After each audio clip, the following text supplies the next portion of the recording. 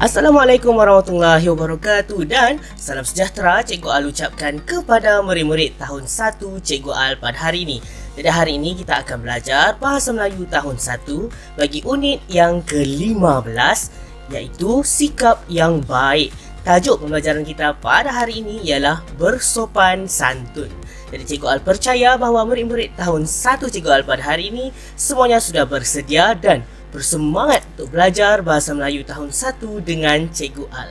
Jadi mari kita belajar. Pada akhir pembelajaran murid-murid pada hari ini, Cikgu harap agar murid-murid dapat memahami maksud ayat penyata. Yang kedua, membina 5 ayat berdasarkan gambar.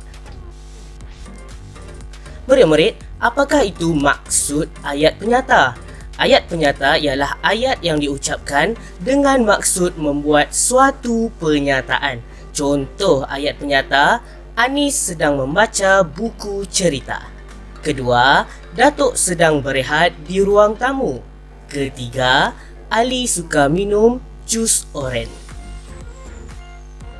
Seterusnya, murid-murid lihat buku teks BM muka surat 93. Tajuknya ialah Bersopan Santun. Murid-murid, perhatikan gambar rajah bulatan ini. Terdapat 5 amalan sopan santun yang boleh diamalkan dalam kehidupan kita, iaitu duduk bersila, menutup hidung dan mulut, menutup mulut, beratur ketika membeli makanan dan berjabat tangan. Baiklah, tugasan murid-murid sekarang ini, cikgu mahu kamu bina 2 ayat penyata yang betul berdasarkan gambar dan frasa.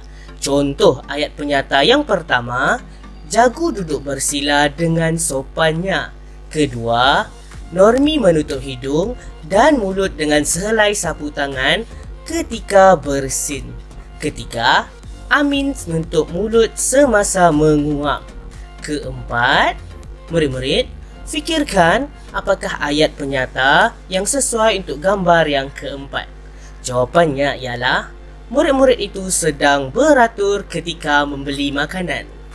Gambar kelima, murid-murid, fikirkan apakah ayat penyata bagi gambar kelima. Jawapannya ialah Jagu dan Rizal saling berjabat tangan antara satu sama lain. Baiklah murid-murid, jom kita buat latihan dalam buku aktiviti BM Jilid 2 muka surat 19. Tugasannya ialah murid perlu susun perkataan untuk membina ayat penyata. Murid-murid, bagaimanakah cara untuk menyusun perkataan?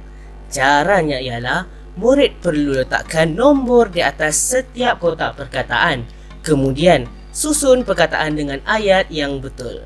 Contoh yang pertama, Nizam dan ayahnya ke pejabat pos. Lihat pula ayat penyata untuk gambar yang kedua. Pelanggan giliran para menunggu. Jawapannya ialah para pelanggan menunggu giliran. Bagi gambar ketiga, keempat dan kelima, cikgu harap murid dapat susun perkataan itu dengan betul. Latihan seterusnya, murid-murid lihat muka surat 20. Tugasannya ialah murid perlu perhatikan 5 gambar ini dan tulis ayat penyata berdasarkan gambar.